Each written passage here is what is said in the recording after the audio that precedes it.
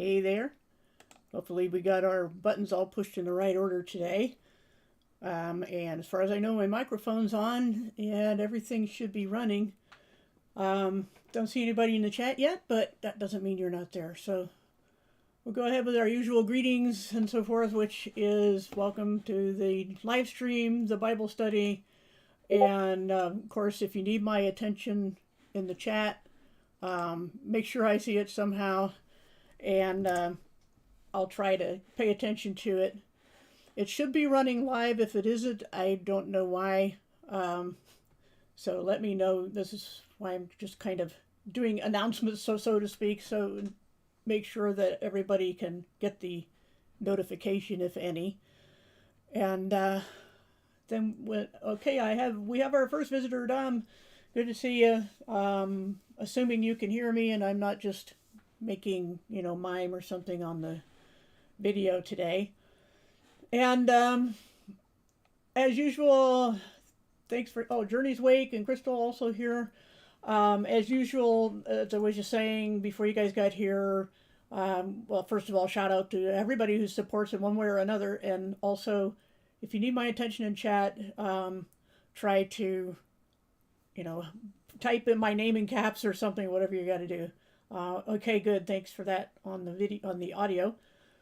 And we should be able to go on to this next section that I got up here today. Greetings, Aliyah Serenity Sapphire. There's a nice long name. I'm thinking someday I should change mine again because I can't even say Bible literalist half the time. I try to say it fast and it just doesn't come out right. So open to suggestions. Greetings also, Matthew Eastman. If anyone is listening who hasn't been here to previous lessons, we're going through the entire New Testament and starting with the Gospels, trying to look at them all at the same time, which is no easy task. And at times it is important to know the sequence of things. Other time it isn't as important, and we lapse into what we could call a topical study. Okay, all right. On the name there, I don't know why the chat isn't rolling like it's supposed to. It makes me have to keep scrolling it manually. I don't know. There's always something new each week, but that's a fairly minor problem. So anyway, we will get right into this. What we're doing is this week we're still doing the what do they call it? What they call the name of this is not combined. It's what is it? I'm going to lose my place. Composite. That's what I was looking for. The composite gospel. And now I got to go back down to number 23. Emelu and Chow. So anyway, yeah, I started right at 2. And I have been using what I call a splash screen and then my little intro short video, and we'll try to do the opposite on the way out. But anyway, it gives time for people to get here. So we're doing miracles today, and it's back to doing its not scrolling for you thing. I don't know why. And so we're going to do miracles of Jesus, of course, using the composite gospel. And then after that, we're going to go back to a topical because I think it lends to a better understanding of what's going on in the Gospels to study it topically, like I said, unless the sequence is really important. But next week, since I divide things up in a different classification than this one does, I'm going to try to work on my own composite, at least for that section, next week. So, this is annoying that this won't scroll for me today. Let me try to refresh it and see if that helps. So, and hopefully the chat will come back. I don't know. It's just acting strange today. All right, so we're starting new with the chat. And like I said, I hope it scrolls automatically. So let's get into the first miracle today. Jesus turning water into wine. Again, this is a composite, but this one happens to be only in John 2, 1-11, about the wedding in Cana. And it says the third day there was a marriage. This is after, certain other things you can read in John there in John 1. The third day there was a marriage in Cana of Galilee. Jesus' mother was there. Jesus was also invited with his disciples to the marriage. When the wine ran out, Jesus' mother said, "They have no wine." He says, "Woman," and he isn't saying it like a scold, "what does that have to do with you and me? My hour has not yet come." So he wasn't ready to start doing miracles or being a public minister, so to speak. And his mother said to the servants, as I mentioned in an earlier lesson, as kind of from another angle, that she's using motherly persuasion here, just do whatever he tells you. So it's just, a subtle hint that he should go ahead and help with the wine problem. Why it needed a miracle, I'm not sure, but he did it anyway. And so he had the servants fill a bunch of pots with water, and he said, take some out and give it to the MC, basically, the ruler of the feast. This is, World English Bible, but the MC. And when he tasted the water that turned to wine, he didn't know where it came from, but the servants knew. The MC called the bridegroom and said, everybody else serves the good wine first, and then when everybody's drunk, they bring out the cheap stuff, but you kept the good until now. And so it was good wine. Jesus made wine. It was an intoxicating beverage, in case anybody has a problem with alcohol. The Bible doesn't have such a problem. And this is not scrolling for me. I don't know why. So every now and then I got to hit the scroll over there and hope it doesn't make too much noise on the mic.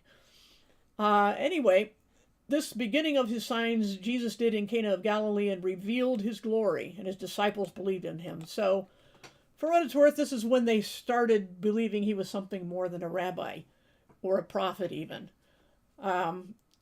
So I don't think there's probably going to be a lot of questions on that. And I have the wrong thing showing on the screen for Discord. I wanted to show, in case anybody comes by, I would see them pop up on my screen. But of course, I forgot to do that. Oh, well. So anyway, stupid thing over there. We'll go on to the next Miracle Heroes in number 31.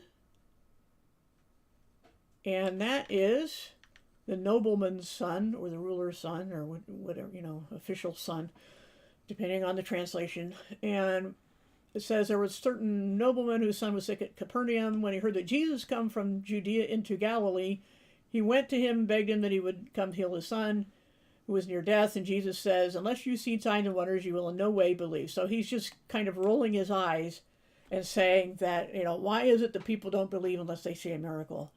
And, to be fair, there are a lot of Christians that do similar things, or, a lot of other people who are looking into the Christian faith, especially atheists in a mocking way, will say, unless I see some miraculous thing right in front of me, I won't believe. But in most cases, it turns out they wouldn't believe anyway if they saw that. But going on here, it says, noble son, come before my child dies. And Jesus said, go your way, your son lives. The man believed the word that Jesus spoke to him, and he went his way.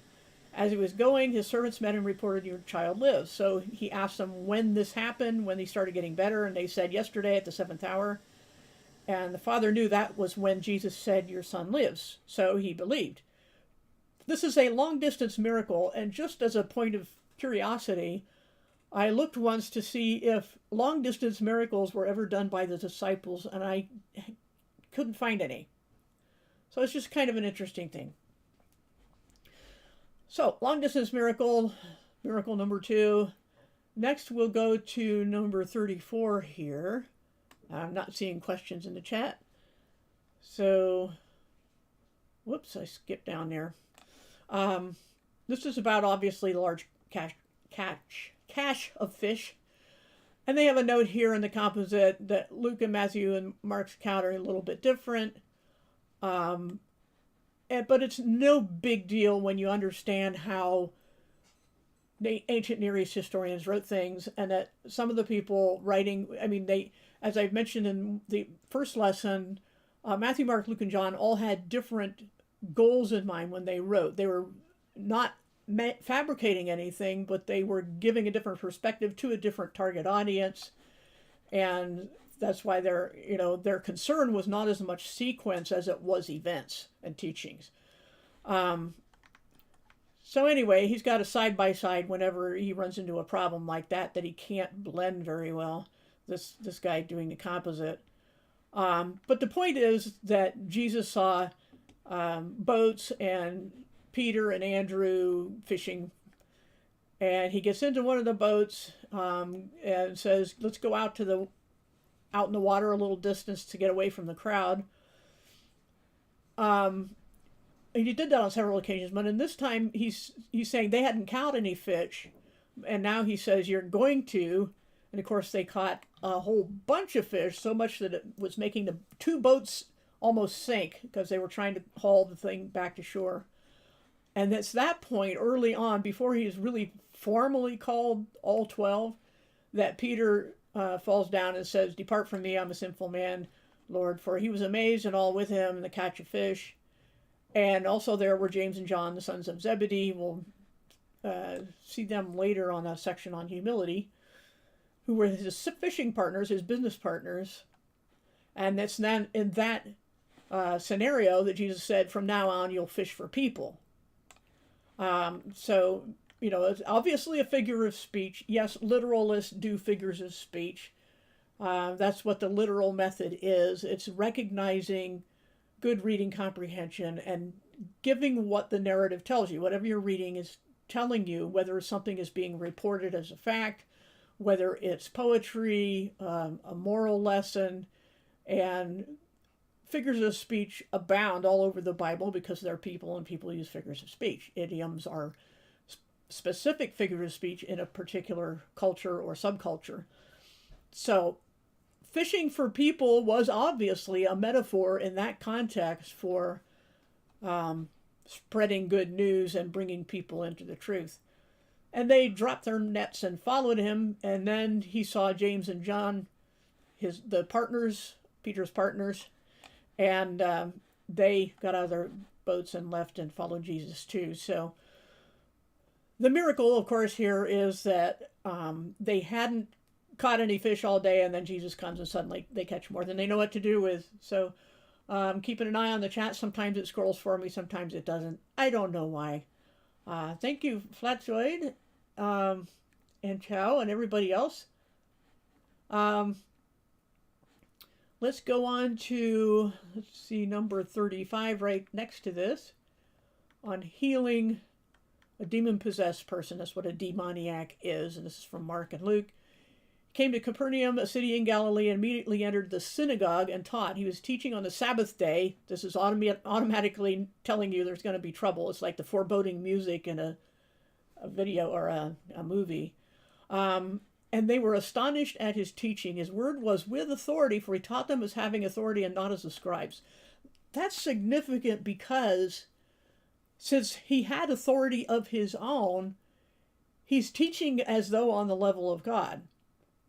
He's not saying, this is what the scribes, this is what the scholars, this is what the historians, this is what Moses said. He's not saying any of that. He's teaching with his own authority. So that's kind of a big deal.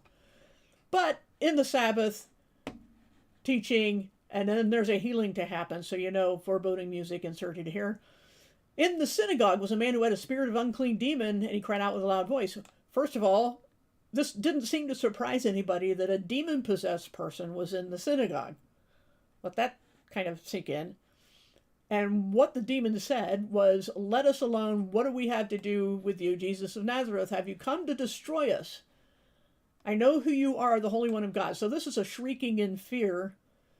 And they know who God is. This is the same thing that James said about those who believe in God. And he says, that's all well and good, but the demons believe and shudder. So this is a case of one of the demons shuddering because they're coming face to face with Jesus here. And Jesus rebuked him, saying, "Be silent and come out of him." This is an exorcism done by authority, which we call on that authority when we do or say anything in Jesus' name.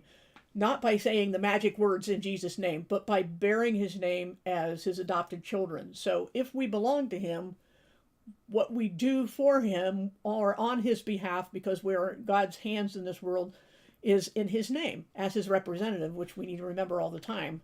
It's like having a Christian bumper sticker on your car and then driving like a maniac. It's not a good, it's a mixed message.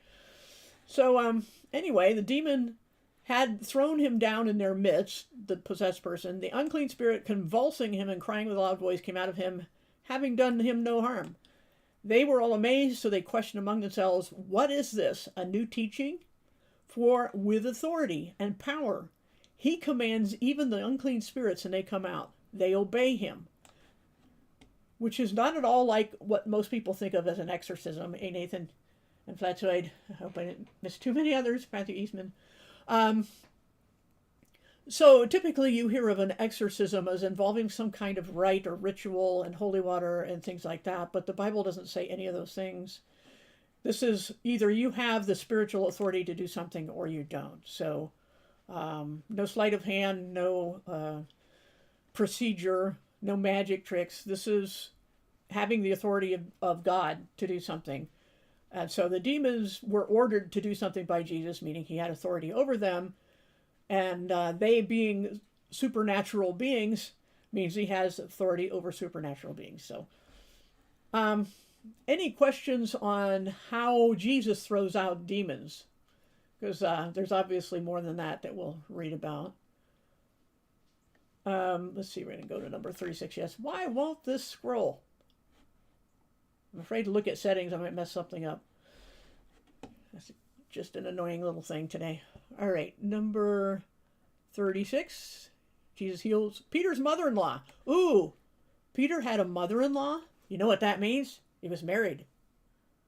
And curiously, certain belief systems which claim apostolic succession forbid the marrying by their clergy.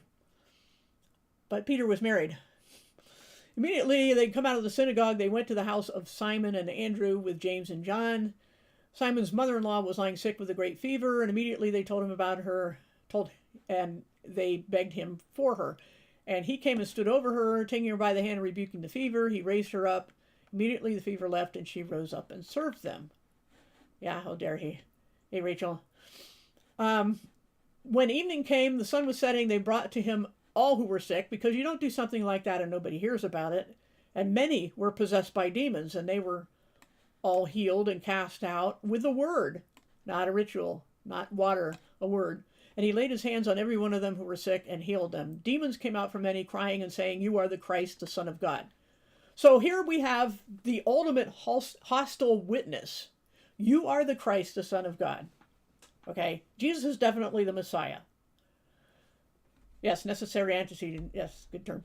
Rebuking them, he didn't allow them to speak because they knew him and they knew that he was the Christ. He didn't want things to happen out of order. All right, there's a time and place for things to be revealed. And then it says, all these things were done that might be fulfilled, which was spoken through Isaiah the prophet, saying, he took our infirmities and bore diseases. That, I think, is from Isaiah 53.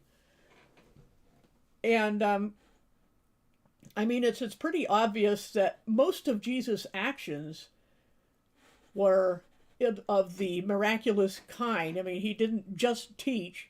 We already gone over the parables, and we're going to go over some other teachings that aren't parables next time, unless I get really through this fast today. But I kind of doubt it. But the thing is that this is the accompanying sign of who he was. Okay. The angel of the Lord, it was in the burning bush that Moses called out. Yeah, that's what order of man. I'm not sure how that relates, but that's an interesting thing on the issue of the sacred name dispute, heresy, whatever you want to call it, where Moses says, Elohim, what's your name? Anyway, can't get into that right now. So yes, necessary antecedent of a mother-in-law is a wife. So let's go to the healing of a leper in number 38. It's in Matthew, Mark, and Luke. It happened while he was in one of the cities that a leper came to him. He was a man full of leprosy, so he was really bad off. When he saw Jesus, he kneeled down and fell on his face and begged and worshipped him, saying, Lord, if you want to, you can make me clean. And Jesus, being moved with compassion, which is sadly lacking from a lot of Christians or otherwise people claiming to have the truth of the Bible, stretched out his hand and touched him and said, I want to be made clean. When he said this, immediately the leprosy departed from him and he was made clean. Jesus strictly warned him to tell no one. There's a tall order. Oh, thanks for that link, Chow. I forgot all about it. See to it that you say nothing to anybody, but go your way, show yourself to the priest, and offer for your cleansing the gift according to what Moses commanded as a testimony to them. And he sent him off, but he went out and blabbed. Blab, blab, blab, blab, blab. So Jesus could not openly enter into a city, but was out in desert places. So that's why he didn't want it to spread too fast. Yeah, recorded at 2 times speed. I wish I could do a lot of things that way. I would like to 10 times speed any visit to the dentist. That would be awesome. But not going to hold my breath for that. So the report concerning him spread much more, and great multitudes came to hear him from everywhere and to be healed by their infirmities. I mean, once the word gets out, it's out. It's like, the saying in the tube. All right, healing the paralytic. Oddly enough, they just went over that today in our church gathering. Matthew, Mark, and Luke. After some days, Jesus entered into a boat, crossed over. He does a lot of riding in boats. Came to Capernaum, his own city, and it was heard that the report was spread around that he was in house. Hey, Theo. Immediately, many gathered, so the word had spread there too. There was no more room, not around, even around the door, and he spoke the word to them. As he was teaching, there were Pharisees and teachers of the law sitting by who had come out of every village of Galilee, Judea, and Jerusalem. They weren't here because they were so enamored with his healing ability. They were looking for fault, as we've already learned. And this is interesting. The power of the Lord was with him to heal them, as if it wasn't always there. Just like another incident, we'll read that later, where power goes out from him, right? Kind of interesting. And behold, 4 people brought to him a man who was paralyzed lying in a bed. When they could not come near him for the crowd, they removed the roof where he was and broke it apart and let the man down on the mat. And Jesus, seeing their faith, said to the paralytic, "Son, cheer up, your sins are forgiven you." Ooh. But some of the scribes and Pharisees who were sitting there began to reason in their hearts, that is to say, mutter and complain and whine, "Who is it that speaks blasphemies? This man blasphemes," that is, slandering God. And so they finally said it. Why does this man speak blasphemies like that? And here's what they consider blasphemy. Who can forgive sins but God alone? Well, it's only blasphemy if you're not God. So, all of their faith had something to do with this. All right. But he's forgiving sins to heal him, which is an interesting thing too, as if what happened to him was because of sin, which some people immediately, and here's how this works. If it's someone they don't like, what's happened to you is because God is punishing you, or God is letting the devil have his way with you. But if it's someone you do like, you say, this person is so very spiritual that God is allowing him to be tested to show the strength of his faith. And you know how this goes. But it's really been problematic over Christian history to hear people say that something bad happened to somebody because of some alleged sin. That's the whole premise of the book of Job as well. They assumed terrible things happen to you beyond what should happen on a daily basis. You must have done something to deserve it. This is victim blaming. Okay? Anyway, but Jesus, knowing their thoughts, said, "Why do you think evil and reason these things in your hearts? For what's easier to say, your sins are forgiven, or get up, take your bed, and walk?" But just to show you that the Son of Man has authority on earth to forgive sins, he said to the paralytic, "I tell you, arise, get up, take your mat, and go to your house." So he did, right in front of everybody, glorifying God. So at least he's grateful, obviously, for this. And then he went out of the house. But when the multitude saw it, they marveled. They were all amazed and glorified God, who had given such authority to men. Actually, they never saw anyone else do this before or after. And they said it right here. We never saw anything like this. They were filled with fear or awe or reverence, saying, "We have seen strange things today." Understatement. But the point is, it had something to do with sin.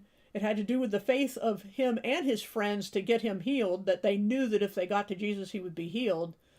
And it had to do with the lousy attitude of the Pharisees, who assumed he was not God, but knew that by forgiving sins, he was calling himself God. This will be a big deal in that debate when I finally get to it. Hopefully in the next few weeks. I never know. People are kind of waffling on whether they want to accept or not. or what exactly they want to debate, even though they didn't make this proposal. All right, let's go on to number 42, the lame man, not Rain Man. Yes, faith is believing the things not seen. But yes, the power is from God, absolutely. After these things, there was a feast of the Jews. Doesn't say what feast. So there's a point of contention that I think we kind of went over before on the length of his public ministry.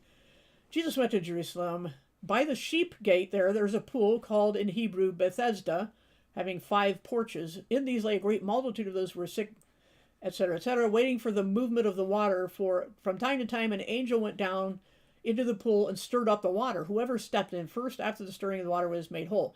This whole section, this verse 4, is considered by most to be an interpolation and an added comment by a scribe at some point, because it's more of an explanation that, how the transcribing and copying process went on over the years.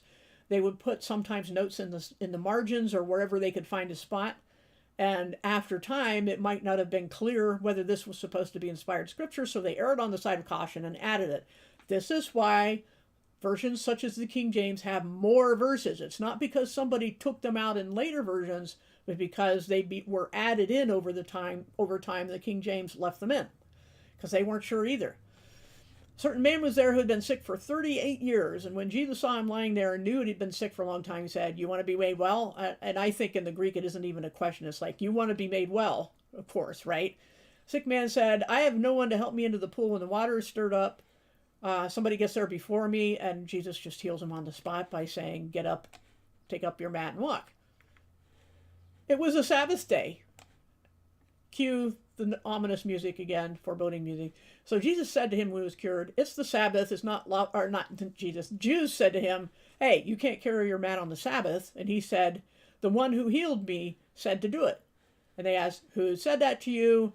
And he said he didn't know, for Jesus disappeared from the crowd. He just blended in with the crowd. Later, Jesus found him in the temple and said to him, "Look, you're well. Don't sin anymore." So again, we have sin associated with this illness. But again, the reason these things are written down is because they're highlighting who Jesus was and who the Pharisees were. But he says, "Sin no more, so that nothing worse happens to you." This is the same thing he would later, I think it was later, say to the woman caught in adultery, which, they were supposed to bring the man as well, and they didn't, probably because the man was one of their number, the Pharisees. But that's speculation. But anyway, he also told her, "Go and sin no more." So not a license to sin, but an act of mercy. The man went away, told the Jews it was Jesus who made him well. And for this reason, the Jews persecuted Jesus and sought to kill him. Strange reaction to a healing, because he did these things on the Sabbath. There are people today saying there's certain things you can't do on the Sabbath. So anyway, that's what bothered them the most. They didn't have any compassion for anyone. It was all about control through these rules. But Jesus answered them, "My Father is still working, and I'm working too." So much for the argument when somebody brings this up. Be sure and show them to this verse 17 here, that the days of creation must have been long epochs of ages, kind of redundant, but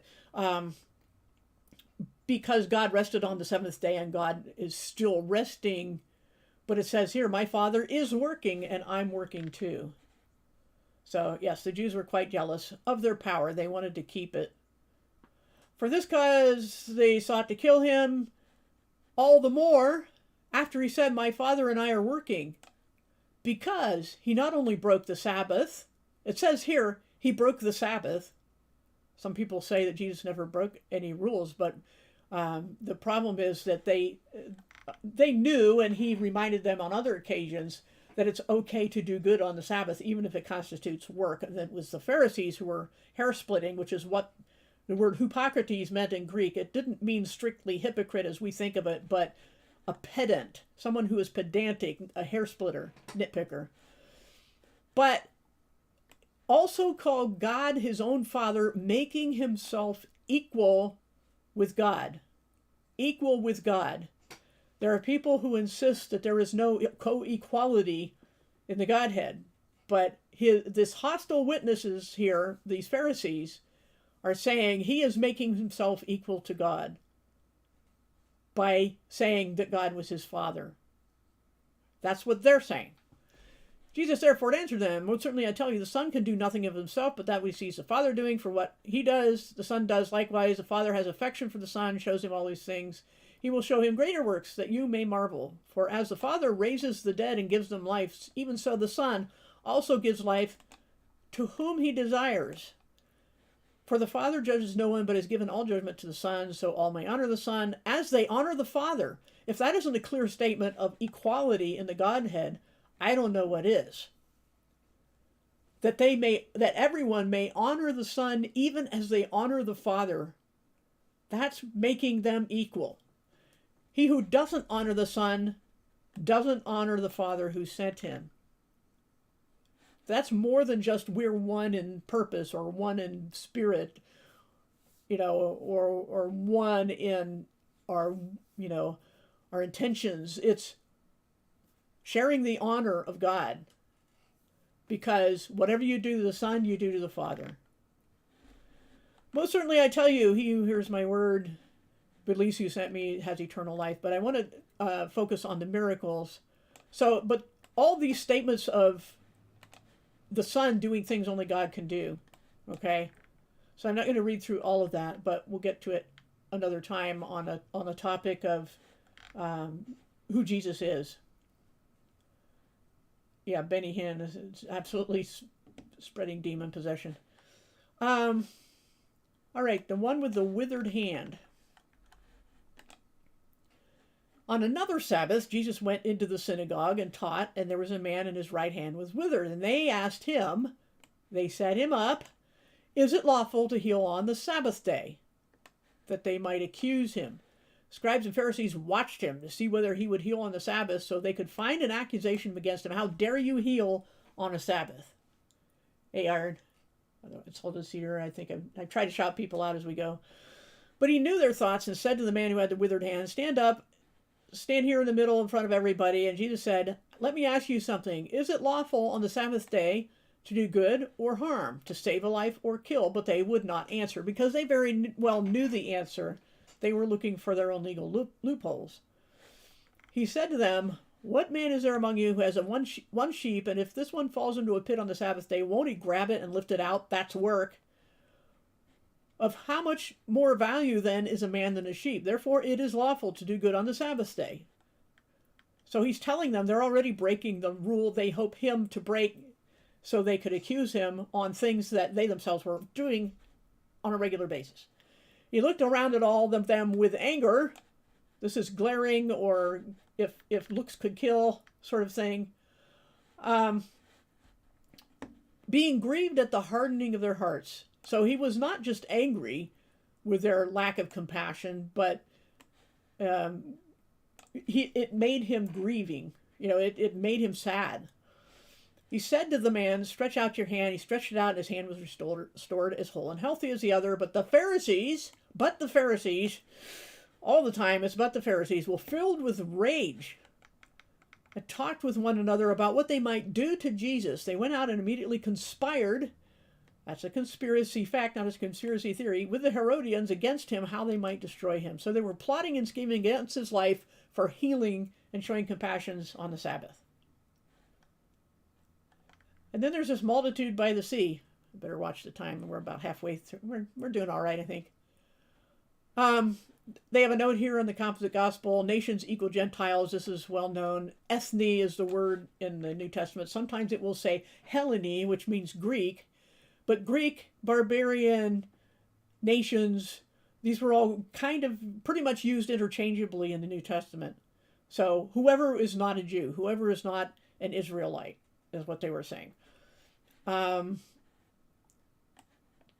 anyway, let's go down to the miracle here of the multitude by the sea. Jesus perceived that the Pharisees conspired against him to destroy him, so he withdrew to the sea with his disciples, and a great multitude followed from Galilee and Judea, from Jerusalem, Idumea, Idumea is one of the Herods, I think, was from there, beyond the Jordan. So that he's describing the area, the wide area from which people were coming. Thank you, Tony Whitcomb. Tony, sorry, can't talk or see today. Tony Whitcomb, sorry about that. So a great multitude spoke to the disciples and said, let's have a little boat nearby, so if they press into him against the, they're squishing him up against the water, he would have a boat to get into, to get away from them.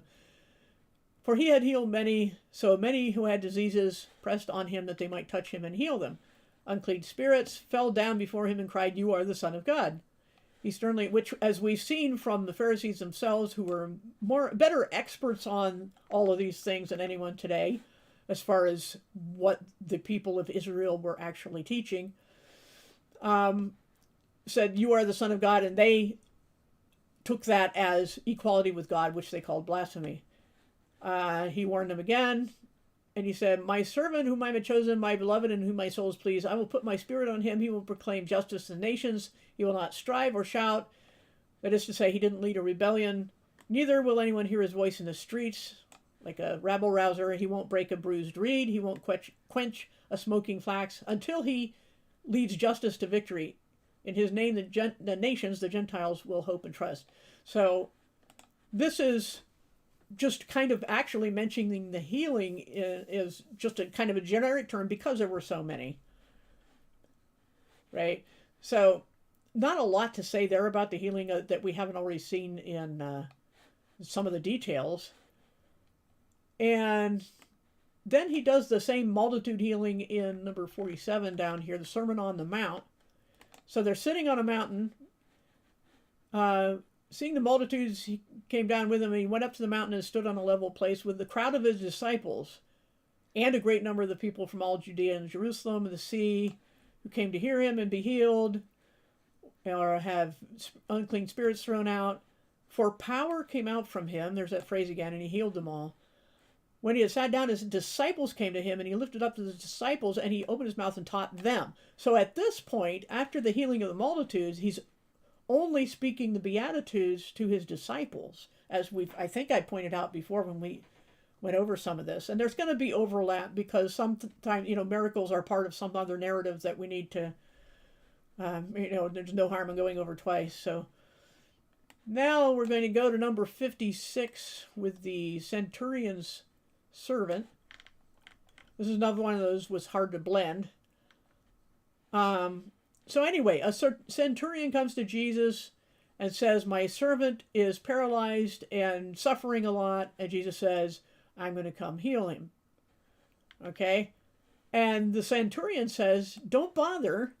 I'm not worthy for you to come under my roof, so I didn't think myself worthy to come to you, but just say the word and my servant will be healed." And the reason he gives for this is, I'm under authority of someone else, and I have people under my authority. I tell them to go or come, and they go or come, and my servant to do this, and he does it. So he's saying, I know that you are a being of authority because I understand that, and I know that you can just give a command and it will be done because you are in authority, right? So Jesus said he was amazed at this guy and turned and said to the multitude following him, "I have not found such great faith, not even in Israel." So here's this centurion, a Roman soldier, an officer, who has faith in Jesus to be healed his servant healed from a distance. And Jesus says, "Many will come from the east and west and sit down with Abraham, Isaac, and Jacob in the kingdom of heaven, but the children of the kingdom will be thrown out into outer darkness where there's weeping and gnashing of teeth." This is another reason the Jews were jealous and why they hate that Christians have salvation, because they are going to be in the kingdom of God, with Abraham, Isaac, and Jacob, and there will be many of Jewish descent or religious practice who won't be there. So Jesus said to the centurion, "Go your way, let it be done as you believed." As you believed. His servant was healed that hour. Then, of course, we have this one, the son raised to life. We went over this before in the section on women, how Jesus treated women, but it's a miracle in its own right, of course, and and it's pretty short, so we'll just go over it again real quickly. He went to a city called Nain, or however you pronounce that, many of disciples, great multitude. They got near the gate of the city, and they saw one who was dead was being carried out, a funeral procession, basically, a mother, a widow, and this was her only son. And he had compassion on her, which the Pharisees never did, and said, "Don't cry." He touched the coffin, and the bearer stood still. He said, "Young man, I tell you, arise." He who was dead sat up and began to speak, and he presented him to his mother. Fear took hold of them all, and they glorified God, saying, "A great prophet has arisen among us, and God has visited his people." So, not a small miracle, and I think this is the first instance of him raising someone from the dead. Let's see, when you see protesting on a grand scale, people are waking up. Yep. In some ways. Sometimes they only wake up enough to jump from the frying pan to the fire, so truth still matters, of course. Let's see. Now we're going to go to the second section of the Composite Gospel and go to, let's see, what number is it? 79. Let me see if I can find a 79. Get there a little quicker.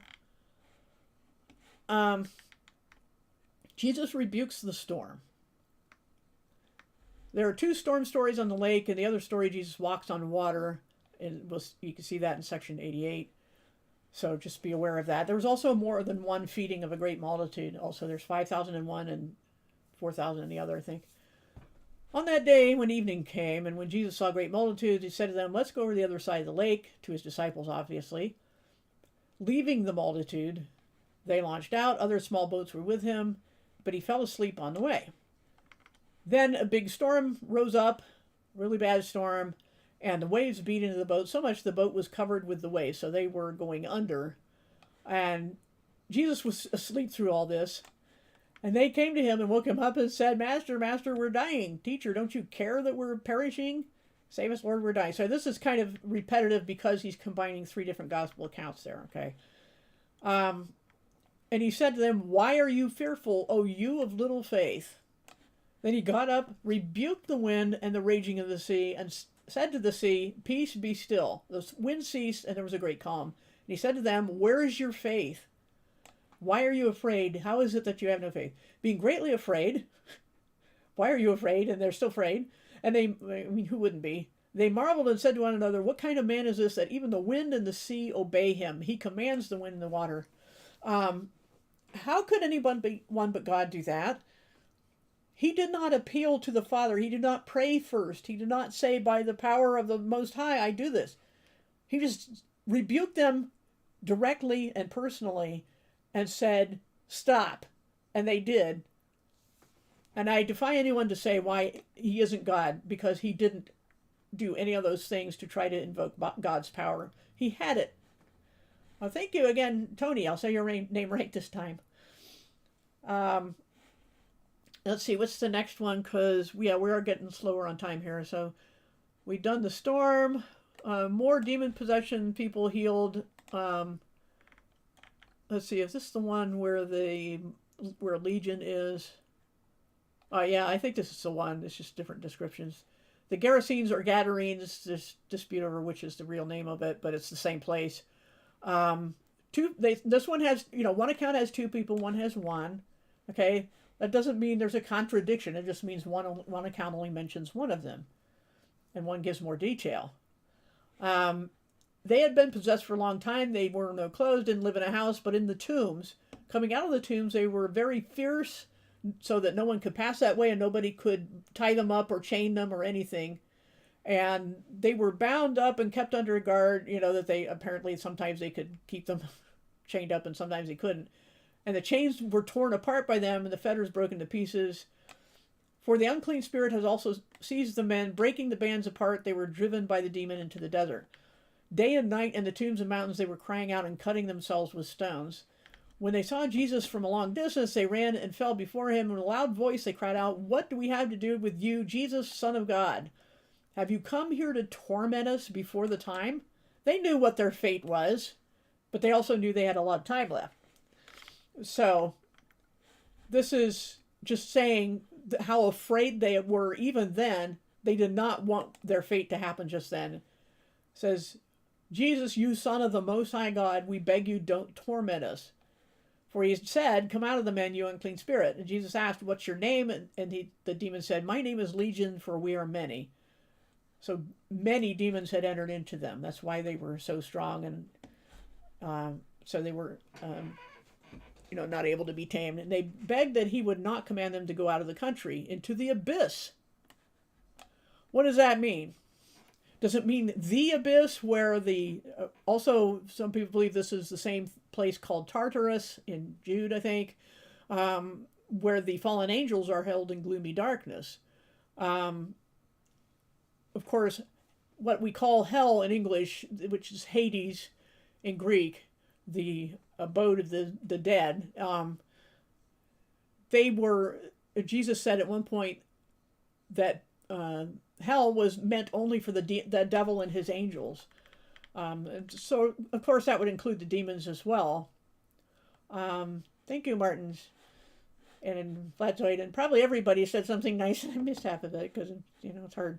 But anyway, they didn't want to go to the abyss, whatever they mean by it, because sometimes abyss just simply means the deep blue sea, But there was a herd of pigs far away feeding on the mountain, and all the demons begged, if you throw us out, let us go into the herd of pigs. And Jesus gave them permission. About 2,000 pigs, and the whole herd rushed violently down the hill into the sea and drowned in the water. Why they wanted to do that, they made the pigs do it. So that was kind of stupid. But those who fed them fled and went to the city and told everybody what happened and that the demons were gone. And so the whole city came out to see what happened, and they found the men that the demons had gone out of sitting at Jesus' feet, clothed and in their right mind, even the one with a legion. So it's possible here that there were two, but only one had legion. Okay, so that's how we check all the details and see there's not a contradiction. There's just different bits of information you get from each account. Those who saw it told them how the men had been possessed and were healed, and about the pigs, and they saw Jesus and begged that he would depart from their borders, for they were very much afraid. They were very impressed, obviously, that Jesus did this, but they were afraid he would do something to them too, apparently. So, but he left anyway, and the ones who had been possessed wanted to go with him, but Jesus said, go to your home, your friends, and tell them what great things the Lord has done for you and how he had mercy on you. And they did. So, but it's some interesting things there in the account of Legion. Now, these two we've seen before on the section on women, that Jesus had compassion on them too, which again is a hint that this is not a made-up writing, because the people of that time and culture would not care about the healing of women. Anyway, in this case, the first one is this Jairus, the ruler of the synagogue, who had a very ill daughter who was dying, and then on his way to do that healing, he healed someone else, a woman who had an issue of blood for 12 years, and touched him, and she felt in her body she was healed. She had, I remember saying all this about the physicians wasting all their money on doctors, and got worse instead. But she had the faith to know that she just touched the hem of his garment, that she would be well. But Jesus, perceiving in himself that power had gone out from him, which is just strange. I mean, it's not really explained, but we've seen it in several different places already, that there are certain times when power goes out of him, and he obviously had the power. He was going to heal somebody anyway. And Peter's like, what do you mean, who touched me with all these people around you? And Jesus said, I perceive that power went out of me for healing. And she couldn't hide herself. And this is when he said, cheer up, daughter. It's the daughter of Abraham in the text, actually. Your faith has made you well. Go in peace. And she was well. And in the meantime, they said that the little girl he was going to heal had died and that he shouldn't bother. But he said, I'm going to heal her anyway. And so he only let Peter, James, and John and the child's father and mother in, and he said, Talitha Kumi, which is Aramaic, I believe, which being interpreted is telling you that this text wasn't written in Aramaic, or there would be no need to translate into Greek. little girl, I tell you, get up. So Talitha, or Tabitha in some translations, is not her name. It's Aramaic, where he's saying, little girl, I tell you to get up. Her spirit returned. So she was dead, absolutely, and her spirit returned, and she was 12 years old. So who heals a 12-year-old girl? In this society, people didn't even want to have compassion on grown men who were suffering, let alone a little girl. So, and yes, we have a great chat, don't we? With real people in it. He told them not to tell anybody, but the report went out on all the land. That's how it goes. All right, running short on time. He heals the blind and the mute. Let's go down to 86. It's the 5,000. Okay, but like I said, there's another instance where there's 4,000, and there seem to be two different times, because Jesus, when he's rebuking his disciples later, says, don't you remember when I did this for the 5,000 and then that for the 4,000? So we know there are two different accounts from that. Awesome. We have an iron. If he had a healing, a miraculous healing. Awesome. Let's see. Jesus and the 12 retired, but they feed 5,000. Retiring as in relaxing, not retiring from a job, of course. But anyway, you all know the story, so I'm not going to go through that one. The walking on water, we'll just do that briefly. Let's go to 88, because this was another storm at sea, but he wasn't in the boat this time. Okay, and they make reference to that here. It was nighttime. His disciples got into a boat and went over the sea to Capernaum. It was dark and Jesus had not come. He was alone on the land. But in the middle of the sea, there was a great wind and waves blowing against them. And they had rowed 3 or 4 miles. They couldn't sail because they wanted to go the opposite way. 4th watch of the night, so wee hours of the morning pretty much. Jesus saw them in distress and came to them to help them. He sees them in distress, so he's coming to help them. But it looked like he was passing them by, as how it's worded in one of the passages. Hey, Flatzoid, let's do one for my eyes, because mine are so bad, glasses can't correct them anymore. I don't even drive much, partly because I have double vision, so I have no depth perception. I never had it, so that would be awesome. But anyway, not a big deal. I've had it for 60-some years. Anyway, they rowed, and Jesus looked like he was going to go past, but when the disciples saw him walking on the sea and drawing near the boat, they were troubled. Now, I have to say, before it's obvious, that they were troubled, people will write this off and say that, oh, I've seen that magic trick where they put something under the water, piece of glass or whatever it is, and it's fairly shallow, and they just walk on that, and people don't know the piece of glass or something is put there, and they pretend to walk on water. And they say, that's what Jesus did. And they're like, I'm looking at this narrative going, this is a terrible, strong wind. The waves are overtaking the boat. They can't go where they want to go. There's a middle of a storm. I'd like to see that magic trick performed in that conditions. So no, it wasn't a magic trick. They were out in the middle of a sea. This wasn't a pond in somebody's garden. So much for that ridiculous charge that he was doing a magic trick. They thought they were seeing a ghost, but immediately Jesus spoke to them, said, cheer up, don't be afraid, it's me. And Peter doesn't believe it. He says, okay, if it's really you, command me to come down to you on the waters. And he said, okay, come. So Peter steps out of the boat and walks on the water to Jesus, which, goes without saying, that was convincing. All right. But when he saw the wind, he gets cold feet, so to speak, and he started to sink. And Jesus reaches out and takes hold of him and says, you of little faith, why did you doubt? So he had already been walking on the water, and then he noticed there was a storm and got afraid and started to think he couldn't do this. This is kind of like psyching himself out, as we would put it today. So... yes, I did have surgery on just my left eye. They tried to correct muscle balance. Didn't really wind up doing anything of practical use, but they tried. Just as a little side note, it is now known that if the eyes are not aligned within about the first year of life, the brain will never learn how to use the eyes together and make a stereoscopic vision, so I have no depth perception. But I've just got, like, if you see with one eye. But anyway, I've got two of them. They put patches on my eyes so I would learn to use, both of them, and one wouldn't just go blind from disuse, which can happen. But anyway, you had little faith, why did you doubt? They were willing to receive him after that into the boat. They're like, okay, it isn't a ghost. When he got into the boat, the wind stopped. And they said, you are the Son of God. And again, the term Son of God, the term son of in general, in the Bible, in both Testaments, means you're in this class or group. Son of Israel was not literally the son of Jacob, but an ancestor.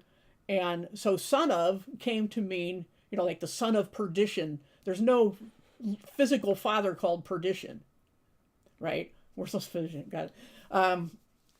So son of was a figure of speech. So when someone is called the Son of Man, it just means human being, person, person like us. When you see the term Son of God, you're saying God. The God class, of which there is only one. So, just to make that point, you are the Son of God. For they hadn't understood the miracle of the loaves, because their hearts were hardened. So he had just just fed 5,000 people with a few loaves and fishes, and that it took this to convince them that Jesus was the Son of God. I hope we're not as hard-headed. There's one here, number 92, on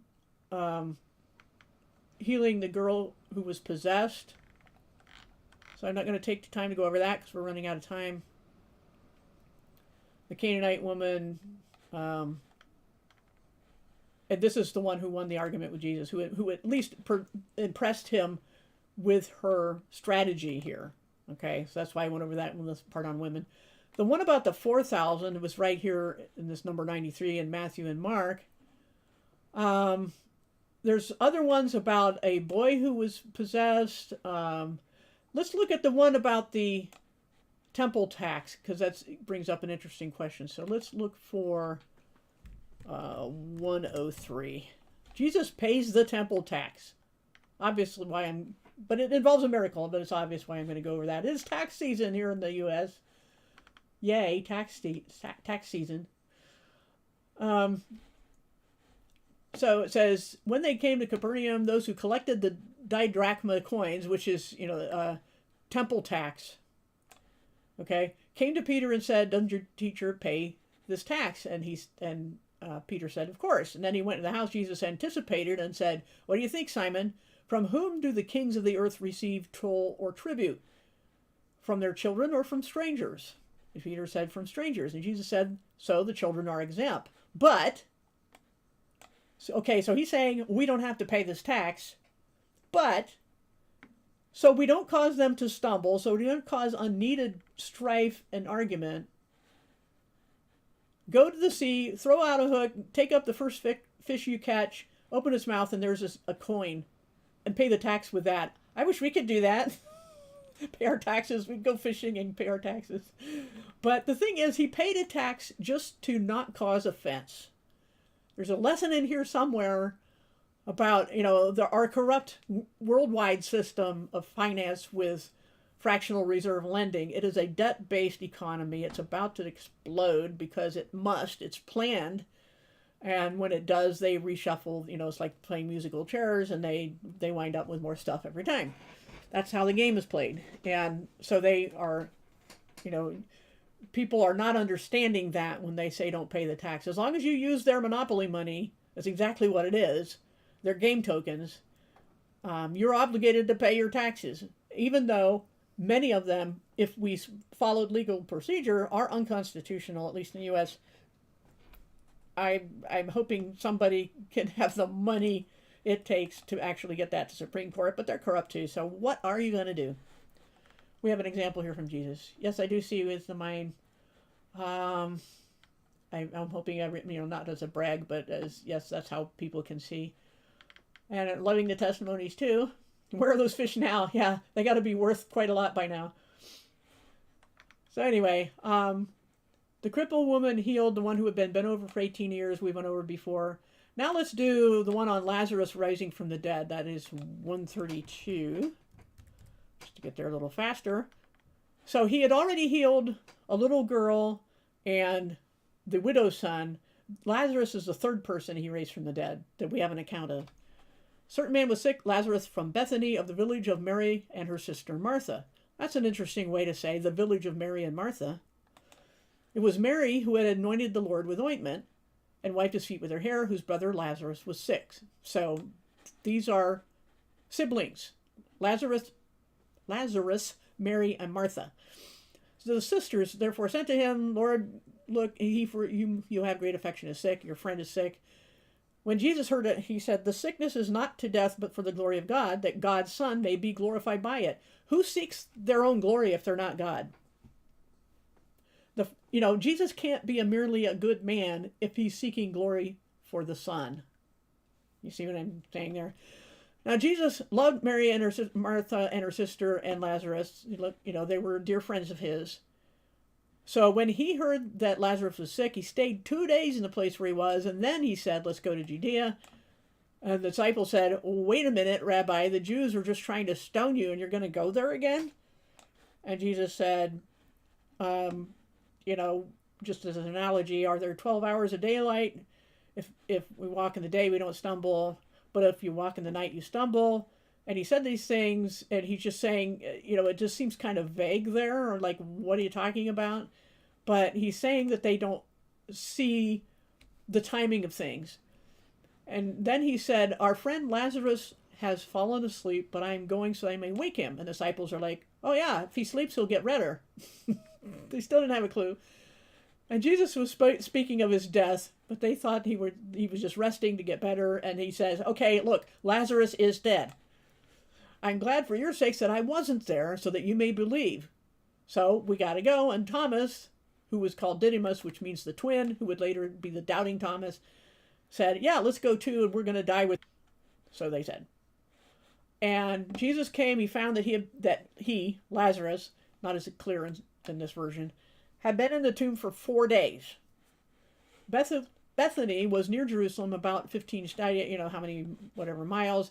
Many of the Jews had joined the women and around Mary and Martha to console them. So this was a big funeral wake. And when Martha heard Jesus was coming, she went out to meet him, but Mary stayed in the house. Therefore, Martha said to Jesus, Lord, if only you'd have been here, my brother wouldn't have died. But even now, I know that whatever you ask of God, God will give you. So she had great faith, and he said, your brother will rise again. And Martha says, oh, I know it. He will rise at the last day like everybody else. But Jesus said, there's a couple of things going on here. I am the resurrection and the life. First of all, I am God. All right? He who believes in me will still live even if he dies. But then he adds this, whoever lives and believes in me will never die. What's he talking about? So, in my opinion, this is a hint at the coming rapture of the church because, yes, he's before the cross. He is talking to Jews. But there would someday also be Jews who would be Christians. But the point is, he's saying there were people who will never die. Obviously, everyone has died since that time, right? But there will be a time that the Apostle Paul wrote about where he says the dead in Christ will rise. So he makes it more specific. But I think this verse needs to be included in rapture teachings. I didn't see the scarecrow. Sorry about that. I missed him. Anyway, she said, I believe that you are the Christ, God's Son, he who comes into the world. So she is calling him Messiah. When she said this, she went away and called Mary, her sister, secretly or privately, or just whisper, the teacher is calling for you. And Mary gets up to go see him. Yep, that's who you think it is. I'm pretty sure, child.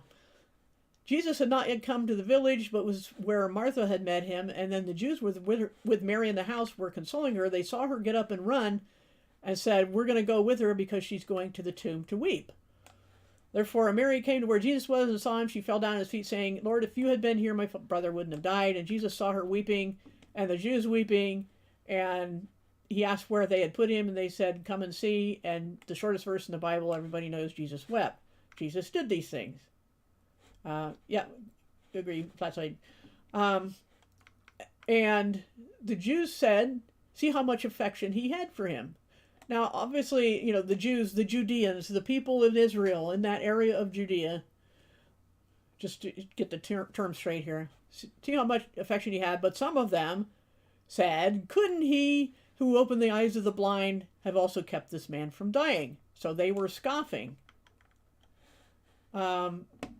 Jesus said, again, groaning in himself, like just basically eye-rolling. In some contexts, it could take that way, but also here, I think the primary meaning when it used groaning in himself is he's still feeling the grief of all the people around him. I don't know about any of you, but if you went to the funeral of somebody you didn't even know and none of the people you knew, you would still cry because everybody's so sad. So he came to the tomb. It was a cave and a stone laying in front of it. And the way I'm told they did that is they would have the entrance of the tomb kind of down into a trough. Don't know where I'm pointing my hand, but I've got to remember where my camera is. And they would have a large stone disc shape or coin shaped. And when they went to seal the tomb, they would roll this heavy rock, coin shaped rock, in front of the door, and it would go down to this trough and stay there. That's how they would shut the tomb. Really emphatically. Yeah, I'm sure he did a lot of eye rolling and face palming.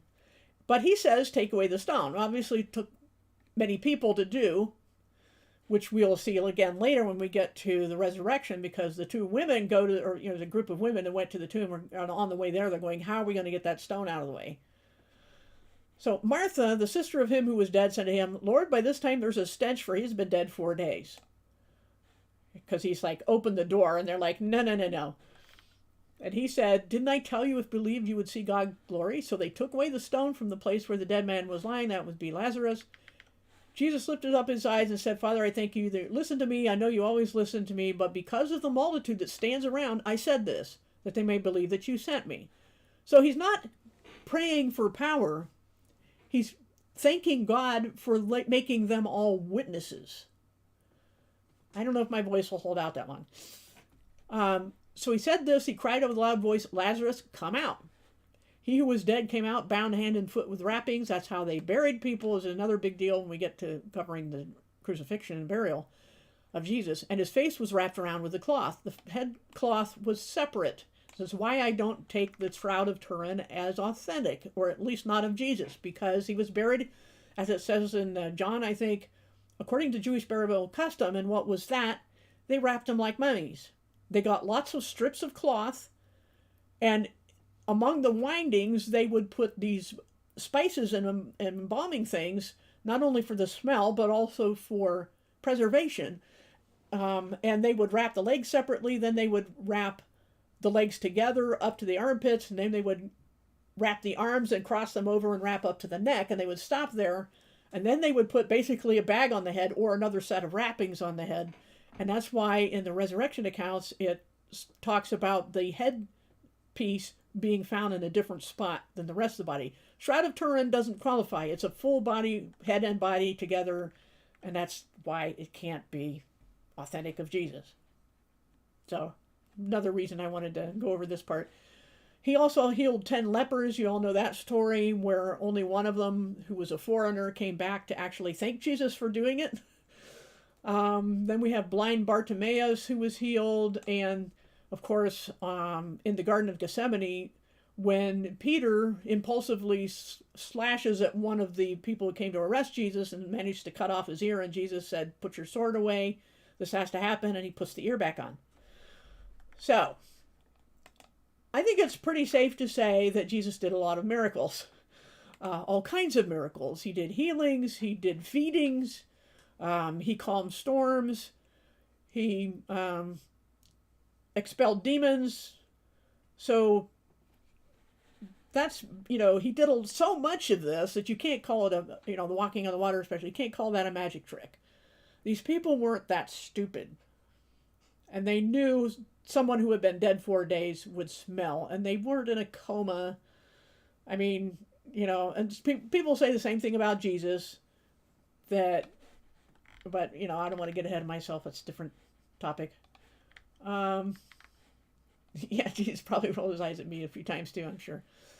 So that's the collection, the list of miracles. I'm happy we just barely got through it, a little bit over, but nobody's complaining. So next time we're going to go over, if I can find where I wrote that down, someplace, one of these pages here. I don't know. I wrote it somewhere. But I think it's going to, like I said, I think the next thing is the teachings that are not parables. And then after that will be prophecy. Now, this is supposedly Palm Sunday. I don't know whether it was actually the first day of the week when he wrote in. I think it might have been Saturday, a Sabbath. And, of course, next week is Easter. Whether I do a live stream on Easter or not, I don't know. There's no plans that I know of to do anything in the afternoon special. I mean, we'll do some things at church that I go to, but I'm not aware of anything that would interrupt with this. Now, I don't know if a lot of you guys watching are going to be doing something and would miss it. So if I run next week at the usual time, I don't know if that's going to be a big disappointment to anybody who wanted to be here. So you'll have to let me know. Man, this is annoying that this won't scroll without me. So anyway, I guess I will plan to do one next week as normal, unless something comes up or a lot of you, put messages under the video, this video saying, I can't go. But, they're recorded by YouTube, so you can always watch them later there if you want. So, all right. I'm going to close out the show, I think. As far as I know, everything's been working, and there was nobody on the Discord, so I can go ahead and close that out and take these things out of my ears that I've had in the whole time, because in case somebody came in, I would hear them. Alrighty, so, unless you hear otherwise, maybe I'll do a short video and announce if I can't do my usual thing next Sunday. And I'll see if I can do my exit stuff here normally. At first I'm supposed to mute and then put up let's see, I gotta find my outro. All right, let me see if I can actually do this right. Thanks for coming. Let me scroll that again. Thank you again, everybody, and we'll see you another time, whenever that is.